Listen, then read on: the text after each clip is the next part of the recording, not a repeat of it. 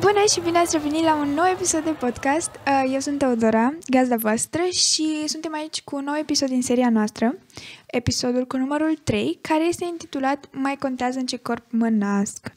Și cred că este cel mai provocator subiect al seriei noastre, cu emoții. Suntem aici astăzi, dar am încrederea că ce vom discuta noi este ancorat în adevăr și este un lucru pe care cred că oamenii trebuie să-l audă.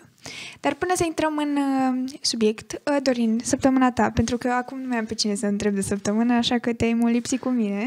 Exact, acum sunt Remus, nu? Da, trebuie să spun că s-a ocupat cu facultatea, cu licența, nu e cazul.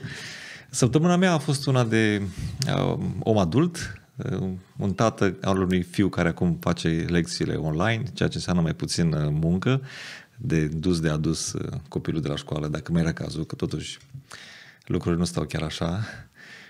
Da, o săptămână frumoasă, zic. Mă bucur tare mult că plouă. Nu știu dacă alții se bucură, dar mă bucur că... Nu, unii nu se bucură. Iarba devine mai verde atunci când plouă. Da, și lumea mai adormită și toată atmosfera mai... Și ai puterea să fii mai introspectiv atunci când plouă, nu? Pentru că petreci mai mult timp în casă la căldurică și ți se reduc din activitățile pe care le puteai face și ai șansa, opțiunea să fii un pic mai introspectiv, dacă vrei. Da, dacă ești genul de persoană care...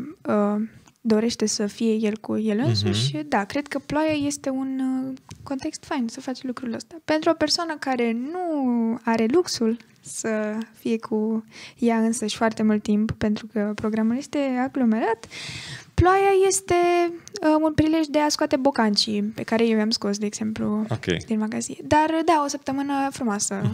A fost, deși a fost cald, adică luni, marți chiar a fost foarte cald și azi pe parcursul zilei, dar a plouat dimineața și... Dar oricum, începutul de toamnă. Exact, începutul de toamnă cu valuri de COVID, cu restricții și cu tot felul de lucruri imprevizibile, dar oricum parcă am mai trăit filmul ăsta, așa că... Da, parcă am așa un deja vu exact, ce s-a întâmplat acum 2 ani. Dar optimiști înainte, pentru că bineînțeles, sigur că da. Dorin, vom vorbi despre un subiect foarte fain pe care vreau să te las pe tine să-l prezinți. Mai contează în ce corp mă nasc. Da, e un subiect complicat și chiar am spus data trecută că e un subiect asupra căruia trebuie să insist foarte mult și din capul locului vreau să spun, nu sunt un specialist, nu sunt nici psiholog, nici psihiatru, nu sunt nici medic, sunt un om cu convingeri, un om care vrea să trăiască în lumea asta și caut un răspuns la o problemă pe care generația ta o întâmpină adesea, o problemă frecventă, reală, pentru că vorbim despre post-adevăr, despre generația în care tu trăiești și acum mai mult ca oricând, cred că trebuie să vorbim, să articulăm, să dăm un răspuns la tot ce ni se spune pe atâtea căi despre identitatea de gen, despre educația sexuală, despre persoană, legat de sex, de corp și toate aceste lucruri care pot genera fluiditatea de gen, specific atât de mult generației tale. Da, e un subiect care probabil că ne va duce mult hate. Măi, Dorin. Pentru că oamenii se vor împărți. Sunt oamenii care vor spune subiectul ăsta este simplu, toți cei care îmbrățișează LGBTQ trebuie să fie dați deoparte, ignorați sau aruncați la de gunoi, pur și simplu să terminăm cu ei. Dar sunt și oameni care solicită drepturi egale pentru astfel de persoane și care spun că trebuie să fim toleranți și trebuie să includem pe ei în toate sferele. Așa că paleta este foarte largă și acest subiect are capacitatea să ne explodeze în față ca o bombă. Da, sunt opinii împărțite. Foarte împărțite, și fiind, cu cât este mai complex subiectul, automat oamenii consideră, pentru că păreri, opinii, adevăr, consideră anumite lucruri adevărate, anumite lucruri neadevărate și trebuie studiat oricum în foarte mult amănunt, pentru că altfel nu ai cum să ajungi la o concluzie, măcar cât de cât. Exact. Și cred că în fața acestei provocări, în fața acestei avalanșe, cred că trebuie să ieșim și să articulăm cuvinte și asta încercăm noi acum prin podcastul nostru, să analizăm, să citim, să ne informăm, să privim în dreapta, în stânga, să le privim în noi, să privim în Biblie, pentru că ne bazăm credința pe Biblie și să articulăm un răspuns în fața acestei provocări actuale. Așa că nu știu ce să urmeze, Teodora, după acest podcast, dar eu vreau să vin cu niște convingeri legate de corpul în care mă nasc. Da, e adevărat. Se spune că noi nu mai suntem băieți și fete, bărbați și femei, ci suntem persoane în corpul și de bărbați sau în corpul de femei. Deja se creează un limbaj care vine să slujească unei noi definiții a ființei umane și se face distinția între sex și gen, ca în felul acesta să existe fluiditate, ca omul să poată alege. Și aici vorbim de persoane care sunt atrase de același sex. Un băiat este atras de un băiat, o fată atrasă de o fată, dar și un cuvânt un pic mai pretențios, disforia de gen. Disforia de gen este, dacă vrei, momentul sau starea aceea de incompatibilitate cu genul în care te-ai născut. Adică ești fată și ești nemulțumită de faptul că ai un corp de fată, sau ești băiat și ești nemulțumit de faptul că ești într-un corp de băiat. Și e o stare pe care o ai, care se cheamă disforie de gen, care te poate conduce în diverse alegeri, mai ales la o vârstă fragedă. Până nu de mult, disforia de gen era numită o tulburare mentală, dar pentru că cuvântul tulburare aduce o conotație negativă, s-a decis scoaterea acestei denumiri de tulburare. Și ni se spune că e normal să acceptăm faptul că oamenii nu se simt confortabil în corp pe care l-au la naștere și influenceri din social media vin cu informația că suntem persoane care trebuie să își aleagă genul. Nu știu, cum vezi tu din locul unde ești, din generația Z în care te afli? Păi, da, este un fenomen de actualitate foarte promovat pe social media, și negativ și pozitiv, pentru că, repet, opiniile sunt împărțite, dar este ceva foarte de actualitate, mai ales de la Pride Month din iunie, când totul s-au dus la un alt nivel și au fost foarte multe informații din domeniul ăsta și de atunci cred că tot este un subiect constant. Exact. Da, mi-amintesc că m-am uitat la destul de multe meciuri la Champions League și am văzut cu câtă putere s-a promovat tot ce ține de LGBTQ, prin faptul că până și mașinuța care aducea mingea la centrul terenului trebuia să fie în culorile specifice.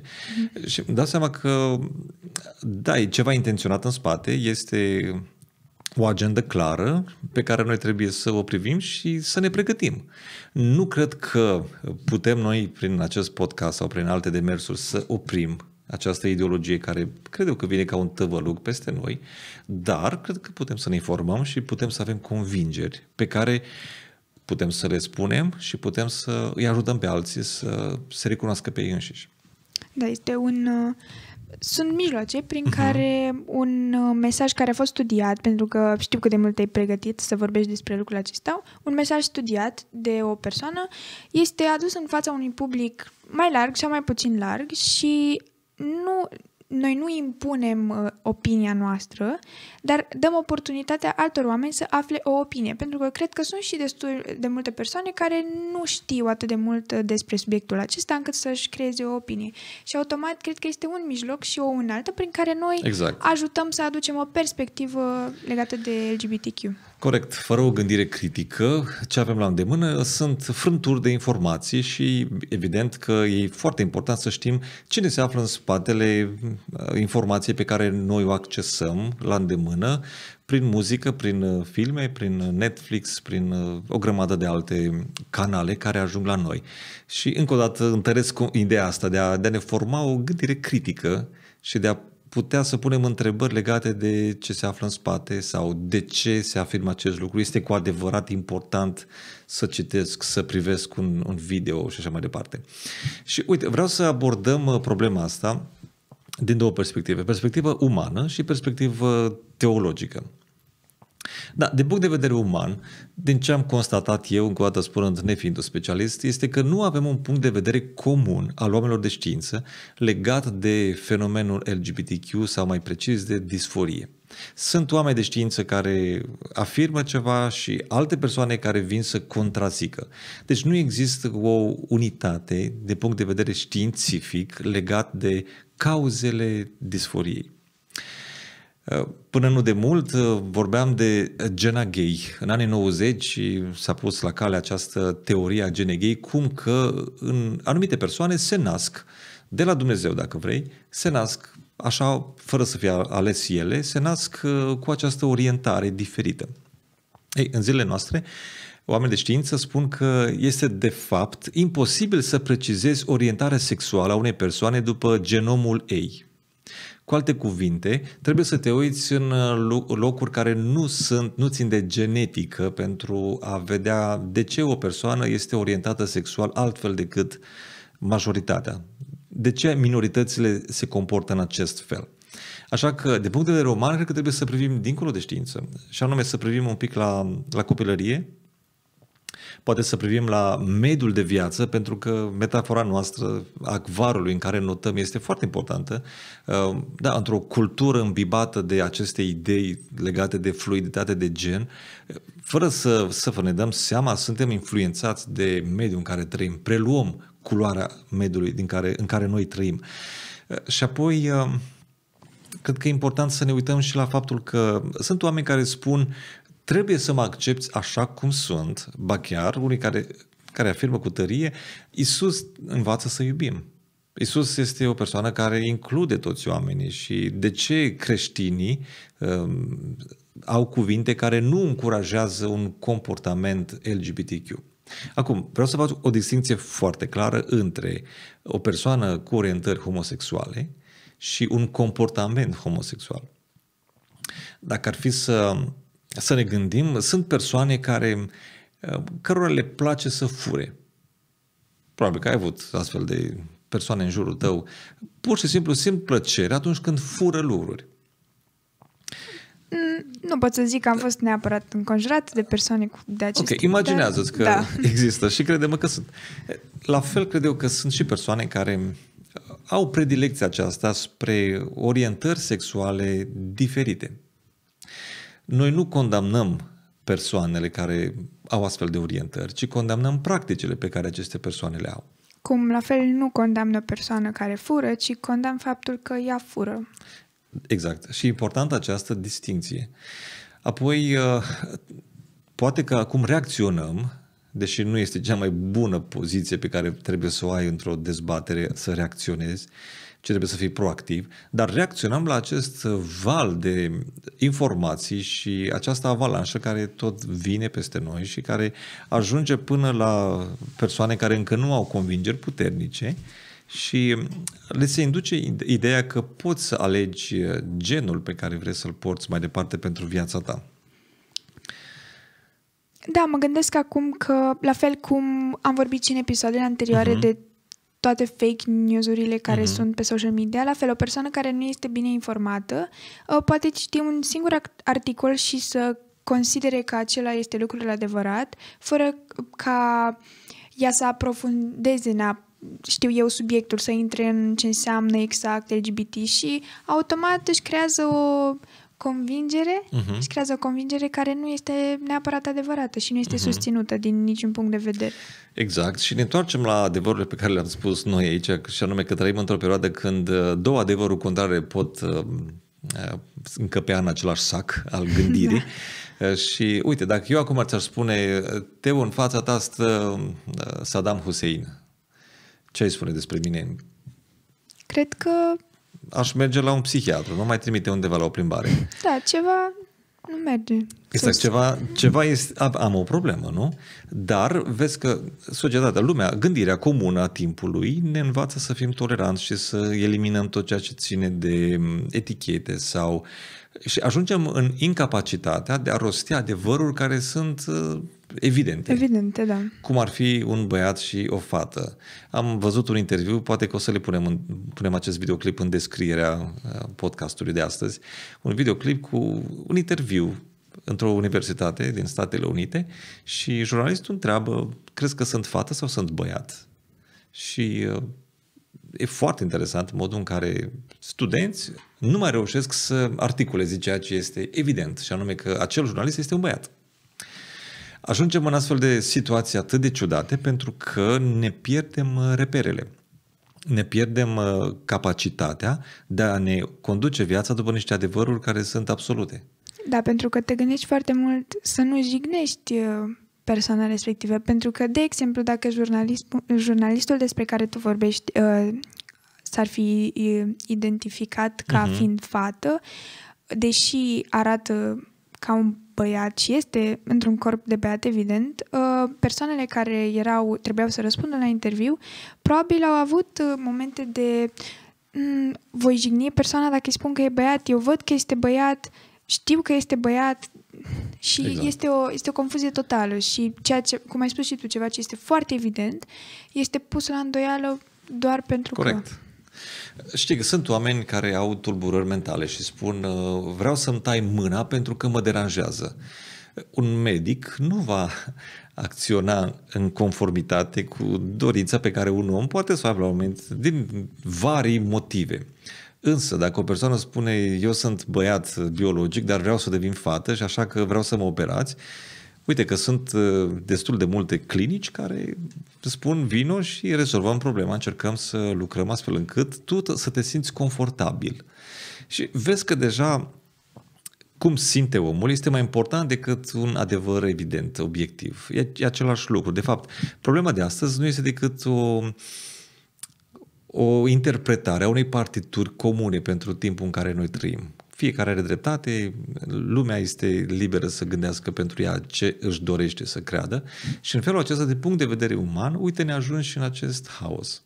Când nu există niciun răspuns corect. Da, toate răspunsurile trebuie să fie acceptate ca fiind corecte. Dar, dacă ești de acord, hai să mergem un pic și în teologie. Să ne ancorăm în adevăruri absolute. Evident. Și dacă vorbim despre adevăr absolut, hai să ne punem întrebarea fundamentală. Cum definești ce este corect și ce este greșit? Da? E o întrebare la care trebuie să găsim răspuns în continuare și de răspunsul acestei întrebări cred că depinde foarte mult și discuția pe care noi avem astăzi despre dacă mai contează sau nu în ce corp mă nasc. Noi credem într-un Dumnezeu care este o ființă eternă, perfectă, iubitoare, dar care este un Dumnezeu drept și care se revelează prin poruncile sale. Poruncile date prin Moise, dar și poruncile din Noul Testament, să-L iubești pe Dumnezeu cu toată inima ta și pe semenul tău ca pe tine însuți, dar și poruncile din Vechiul Testament ca nu ucide, nu fura. De fapt, atunci când ascultăm poruncile acestea lui Dumnezeu, noi vedem natura lui Dumnezeu. Poruncile nu sunt altceva decât o reflectare a cine este El. Și atunci când un om pune întrebarea ce este corect și ce este greșit, trebuie să țină cont de ceea ce spune Dumnezeu că este corect și că este greșit. Și probabil că în acest moment foarte mulți oameni vor fi deja supărați de această afirmație, că noi ca oameni nu suntem suficient de dezvoltați, maturi sau cât ne credem noi de inteligenți să putem defini ceea ce este corect și ceea ce este greșit. Evident, avem o capacitate noi suficient dezvoltată să știm că este greșit să răstorni ceaiul fierbinte pe mâna ta, pentru că îți cauzează rău. Însă, ridicând lucrurile la un nivel mai abstract, mai general, avem nevoie să privim spre cine este Dumnezeu. Pentru că de la El vin aceste lucruri care definesc binele și răul. Și câtă vreme în Biblie sunt referiri foarte clare la LGBTQ, putem avea două opțiuni. Fie ne supunem acestor porunci a lui Dumnezeu, fie devenim atei, persoane care spun Biblia nu este adevărată, Dumnezeu nu există, așa că pot să redefinesc identitatea mea, pot să-mi aleg sexul și genul și ce mai vreau eu, însă mi se pare prea greu de admis, imposibil de admis, să afirm eu sunt creștin sau cred valorile pe care Biblia le spune și în același timp să spun pot trăi într-o viață care îmbrățișează un comportament homosexual. Pentru că, practic, tu calci peste adevărul în care tu crezi. Adică Exact. eu afirm că sunt creștin, automat cred în toate valorile impuse de Biblie. Biblia spune clar lucruri despre homosexualitate și ce nu este în regulă la acest subiect și tu îmbrățișezi homosexualitatea. Și Exact. dacă faci niște scăderi matematice în această schemă, automat este ceva nul, pentru că tu practic calci peste ceea ce tu crezi. Corect. Evident, asta așa este. Uite, discutam cu una dintre vecinele mele, o fetiță de 10 ani, care chiar e fericită că poate o să povestesc episodul ăsta. Și i-am zis, urmează să am o discuție la un podcast despre identitatea de gen, despre LGBTQ și mi-a spus, lucrurile sunt simple, pentru că în Biblie e vorba de Adam și de Eva și atât. Dacă Dumnezeu ne-ar fi făcut altfel, în Biblie ar fi fost scris diferit. Și apreciez faptul că la 10 ani această fetiță poate să articuleze atât de clar și lucrurile sunt simple, pentru că în acest moment pentru ea repere totale, adevăr absolut, există în cuvântul lui Dumnezeu în Biblia, care afirmă despre om ceea ce este atât de evident. Și Biblia spune despre om că Dumnezeu l-a creat pe om după chipul său, bărbat și femeie. Sau, dacă vrei o traducere mai veche, parte bărbătească și parte femeiască. Asta înseamnă complementaritate, dar și diferență. Acum, încă o dată spun, noi nu condamnăm. Știu că sunt persoane poate care se luptă cu identitatea de gen. Mai ales în lumea în care trăim, când poate primi informații și poate să aibă libertatea sau este dorit să se gândească la această problemă din perspective diferite. Nu condamnăm faptul că la un moment dat poate cineva se zbate în identitatea lui și nu știe de ce simte un disconfort puternic. Nu asta e intenția noastră. Probabil că sunt persoane care suferă foarte mult și am citit și am ascultat mărturii ale oamenilor care au suferit enorm de mult pentru că nu se regăseau, pur și simplu nu știau cine sunt și erau autentici în căutarea lor. Dar, spre exemplu, dacă un tânăr la un moment dat are scolioză, am putea să spunem, e normal că are scolioză. Hai să-i facem haine care să se muleze după scolioza lui. Nu cred că am procedat corect. Și cred că trebuie să punem acea persoană într-un sistem de exerciții fizice, să facem tot ce putem, astfel încât coloana să-i se îndrepte și să nu mai aibă scolioză. La fel, dacă îmi permiți, este și cu această fluiditate de gen despre care vorbim. Cred că trebuie să avem empatie față de persoane care autentic suferă, dar trebuie să îi ajutăm, să îi îndreptăm și să îi învățăm că trebuie să se găsească pe ei înșiși în acord cu cine sunt ei din creație. Nici de cum cu această diformitate pe care o simt, o experimentează, fie din mass media sau fie din copilărie sau din alte experiențe pe care le traversează la un moment dat. Da, pentru că creația este perfectă și dacă Dumnezeu te-a creat perfect, înseamnă că acolo aparții și asta ești tu și nu ar trebui să cauți să te schimbi, pentru că tu ai fost creat perfect. Și cred că asta este ceea ce mie mi-aduce o mare bucurie și satisfacere în căutarea mea și în viața mea alături de Dumnezeu, este că am ajuns în punctul în care îmi știu identitatea în Hristos. Și mă rog, lumea este un lucru amplu, identitatea în Hristos, ce înseamnă identitatea în Hristos, dar știu că am fost creată perfect și chiar dacă au fost multe momente în care, mai ales fiind adolescentă și fată, în care poate imaginea mea, cum mă simțeam eu cu corpul meu din perspectiva asta, poate voiam să fiu mai frumoasă, mai slabă, mai nu știu cum, dar când ajungi în punctul în care să fii satisfăcut 100% cu tine, pentru că știi că Dumnezeu te-a creat perfect și ești exact acolo unde trebuie să fii, satisfacerea este foarte, foarte, foarte mare. Și de asta cred că, cum ai spus și tu, nu trebuie condamnați, trebuie ajutați, trebuie să fii compasionat, trebuie să compasionezi. Să empatizăm cu ăștia. Empatizăm cu ei, evident. Dar ei sunt acolo unde trebuie să fie, exact. Doar trebuie să realizeze asta. Exact, e un detaliu picant așa despre mine. Când eram la vârsta adolescenței, aveam complexe foarte serioase de mâinile mele. Aveam degetele și le-am la fel mari, butucănoase. Și de obicei le țineam în buzunar, pentru că era locul sigur unde oamenii nu puteau să îmi vadă mâinile.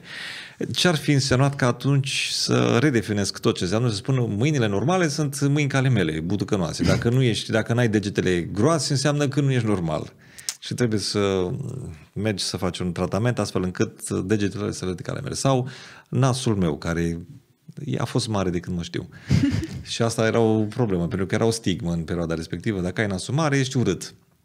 Și la nu este adevărat, Dorin. Sunt convins acum de asta și sunt foarte mulțumit cu un nasul pe care l-am, vorba cuiva, un nas de stat de vorbă cu toată lumea.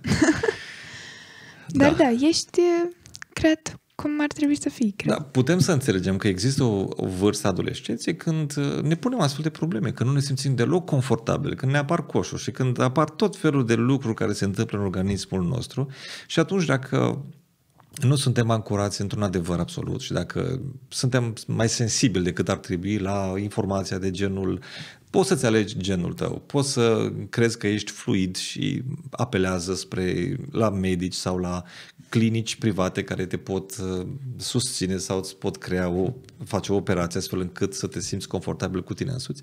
Cred că deja suntem pe un făgaș greșit și ne ratăm ținta. Întorcându-ne la cine este omul în cadrul acesta al teologiei în care noi vorbim, omul e creat de Dumnezeu, omul este bărbat și femeie, dar mai știm tot din Biblie că omul este o ființă căzută. Ce înseamnă asta?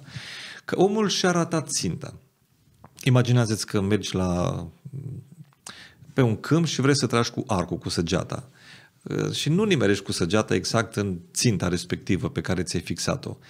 La fel, asta este imaginea omului care a păcătuit sau și-a ratat ținta. În loc să țintești unde trebuia, omul, în toate aspectele vieții lui, în urma păcatului din grădina Eden, omul este o ființă căzută. Omul și-a ratat scopul și în felul ăsta omul are inclinații de foarte multe ori care sunt împotriva scopului cu care el a fost creat de Dumnezeu. Dar există speranță.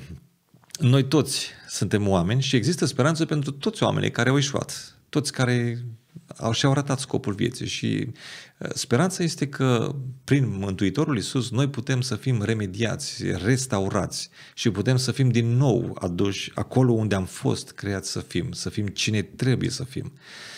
Dar iubim toți oamenii și nu ne asociem cu cei care spun hai să facem o paradă gay în Afganistan, să vedem ce se întâmplă acolo. Nu credem că abordarea asta este cea mai potrivită, dar credem că adevărul trebuie spus și credem că oamenii trebuie să fie ajutați să-l înțeleagă.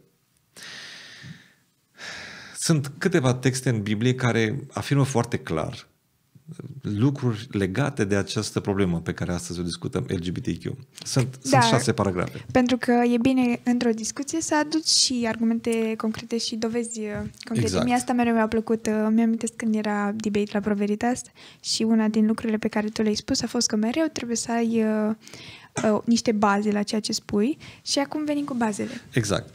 Sunt 6 pasaje ample, unele mai ample, unele mai puțin, dar foarte concludente, adică nu există interpretări, doar pentru cei care vor să înțelegă altfel. Dar dacă ești onest cu citirea Bibliei Vechiului și a Noului Testament, nu poți ajunge la altă concluzie decât că un comportament homosexual este ceva ce Dumnezeu nu prețuiește, dimpotrivă este un păcat în ochii lui Dumnezeu. Și vreau să citesc un text un pic mai amplu din Roman, capitolul 1, începând cu versetul 18.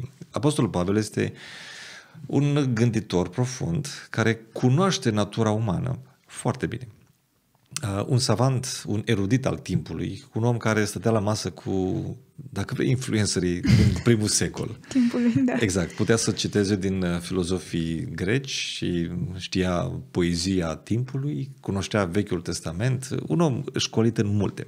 Și uite ce spune el în primul capitol din Romani. Mânia lui Dumnezeu se descoperă din cer împotriva oricărei impietăți și împotriva oricărei nedreptăți a oamenilor care înnăbușă adevărul în nelegiuirea lor.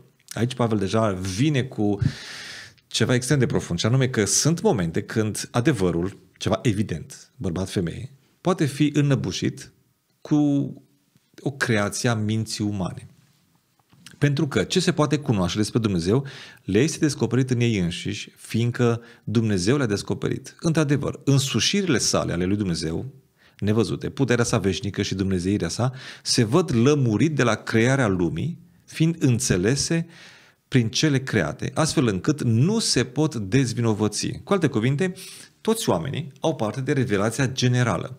Când te uiți la creație, macrocosmos, microcosmos, trebuie să constați că există un designer inteligent, cineva care a creat toate lucrurile astea și sunt funcționale și funcționează în sisteme mici sau mari, dar funcționează într-un mod perfect. Deci Dumnezeu s-a revelat prin creație, deci oamenii nu se pot dezvinovăți. Fiindcă, deși l-au cunoscut pe Dumnezeu, nu l-au proslăvit ca Dumnezeu, nici nu i-au mulțumit, ci au ajuns să aibă gânduri deșarte și mintea lor nepricepută s-a întunecat. Au pretins că sunt înțelepți, dar au ajuns nebuni și au preschimbat slava Dumnezeului nepieritor într-un chip care seamănă cu omul pieritor, cu păsări, animale și târătoare. De aceea Dumnezeu i-a lăsat pradă poftelor inimilor în necurăție, astfel încât își necinstesc trupurile lor. Au preschimbat adevărul lui Dumnezeu în minciună și s-au închinat și au slujit creaturii în locul Creatorului, care este binecuvântat în veci. Gândește-te că Pavel scrie asta în secolul I. Și în secolul I, nouă ni se pare că suntem ultra sofisticați și moderni, dar nu e nimic nou din perspectiva aceasta a corpului și a LGBTQ. Pentru că secolul I împărații romani practicau din plin homosexualitatea. Și Apostolul Pavel are curajul să afirme în scris aceste lucruri. S-au închinat creaturii în locul Creatorului.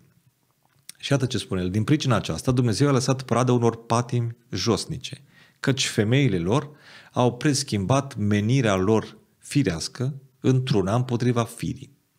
Tot astfel și bărbații au părăsit menirea firească a femeii, s-au prins în poftele lor unii pentru alții, au săvârșit bărbați cu bărbați faptele rușinii și au primit în ei înșiși răsplata cuvenită pentru rătăcirea lor.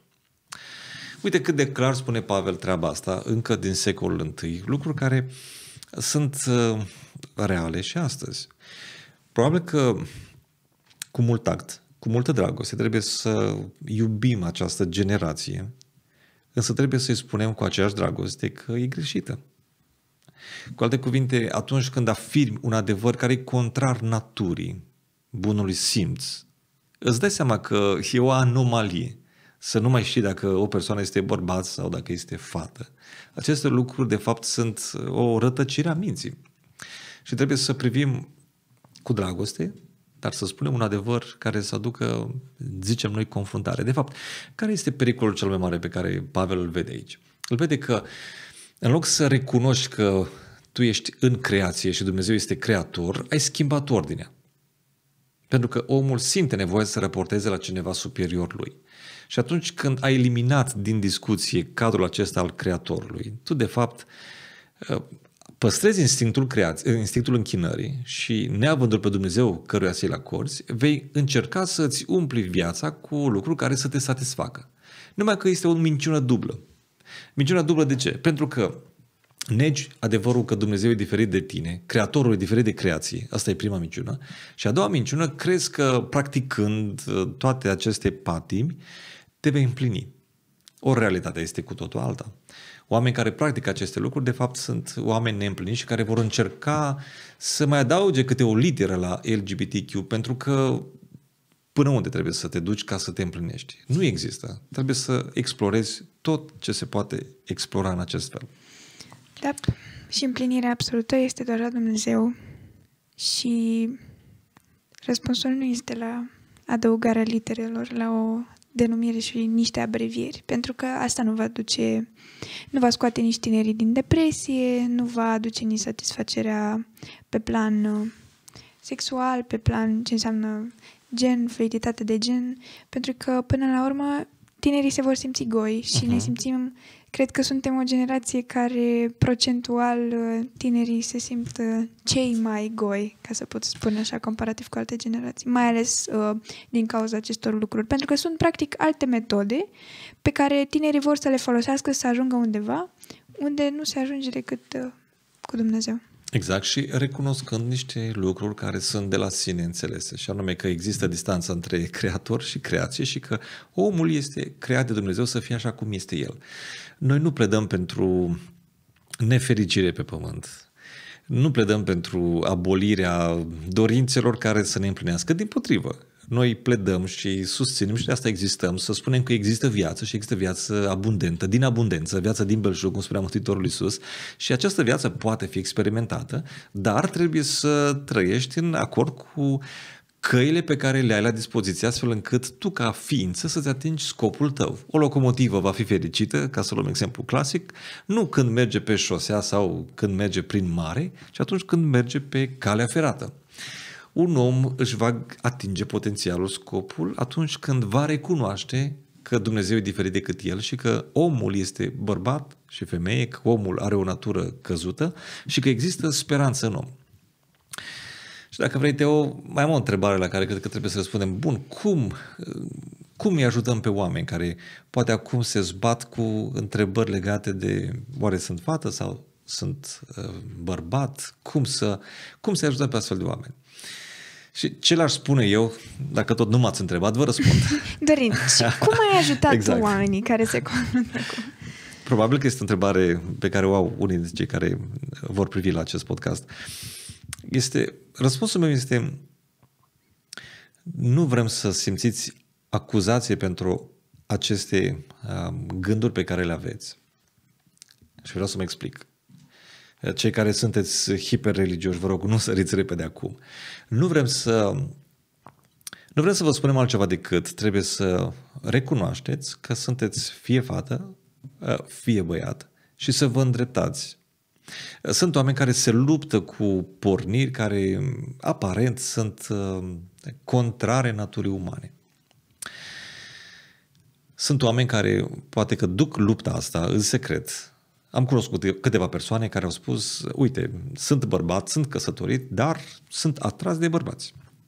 Și oameni care probabil că trebuie să fie conștienți de lupta asta pe care trebuie să o poarte.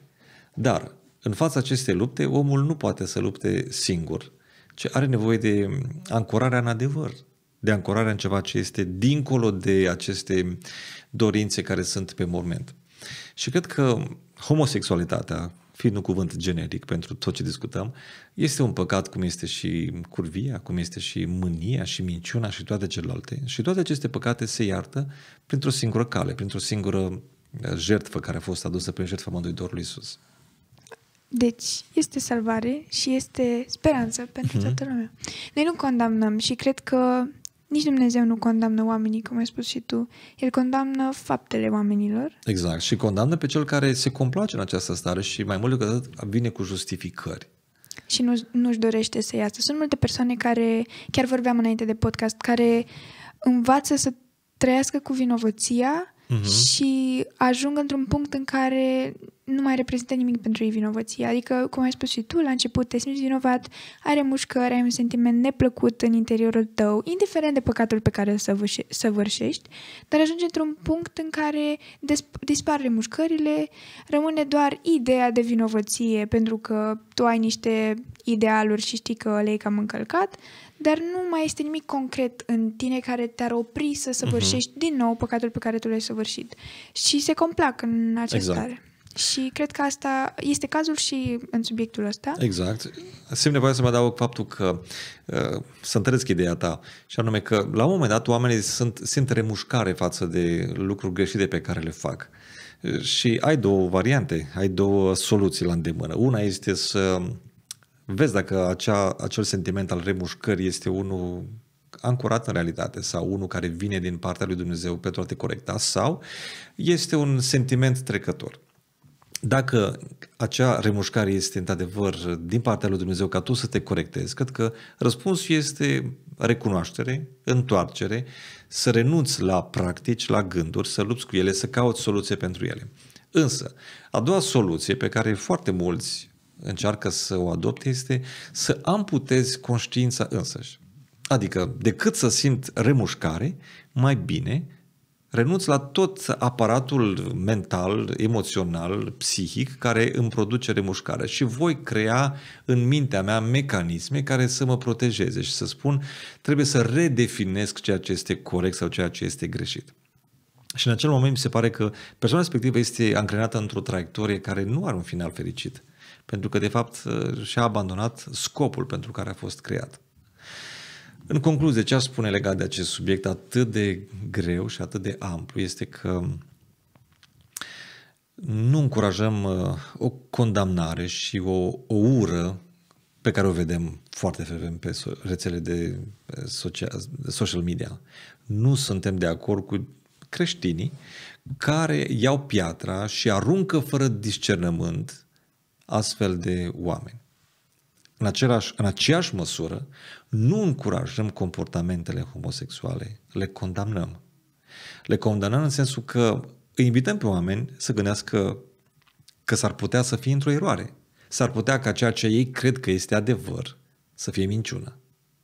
S-ar putea ca redefinirea a ceea ce este normal să fie eroarea, capcana în care ei au fost prinși, așa cum spunea Pavel în secolul I, ca de prea multă independență, de prea multă dorință de mândrie, să arunci la gunoi ceea ce este evident. Și cred că o astfel de persoană trebuie să se întoarcă și să recunoască că este un creator care îl așteaptă, îl primește și vrea ca fiecare om să trăiască așa cum a fost construit, creat de Dumnezeu, bărbat sau femeie. Da, pentru că contează în ce corp te naști, pentru că acela este corpul tău și, cum am spus, Dumnezeu te-a pus în corpul ăla pentru că acolo trebuie să fii și de acolo este doar o călătorie prin viața aceasta, pentru că viața este o călătorie, dar e o călătorie cu o conștiință împăcată și cu o conștiință împlinită, din punctul ăsta de vedere. Exact. Mulțumim, Dorin, foarte mult. A fost o conversație pe care eu o apreciez foarte mult. A fost o conversație controversală, a fost o conversație care cred eu că trebuia purtată în contextul acestui podcast și vom vedea cu ce mai revenim, cu ce provocări mai aducem și încurajăm ca toți oamenii să-și pună niște semne de întrebare, pentru că este actual. Este, cum e COVID-ul, de actualitate. Exact. Și fluiditatea de gen este de actualitate și comportamentele homosexuale sunt de actualitate și din ce în ce mai difuzate peste tot. Și cred că este bine ca lumea să se oprească, să-și ia un moment. Haideți să o gândim puțin și să ne punem niște întrebări, pentru că dacă luăm totul de bun, nu știu, unde mai este entuziasmul pentru a trăi? Îmi spui ceva și vreau neapărat să te contraargumentez și atunci trebuie să-mi folosesc capul. Noi așteptăm să fim contraargumentați dacă așteptăm opinii, pentru că cred că de asta și purtăm conversații de genul. Și îți mulțumim foarte mult, Dorin, că ai adus subiectul ăsta în discuție și ai purtat această conversație aici. Noi suntem pe social media, pe Instagram, Facebook și YouTube, la 180 Cafe Podcast și am fost din nou cu Dorin aici.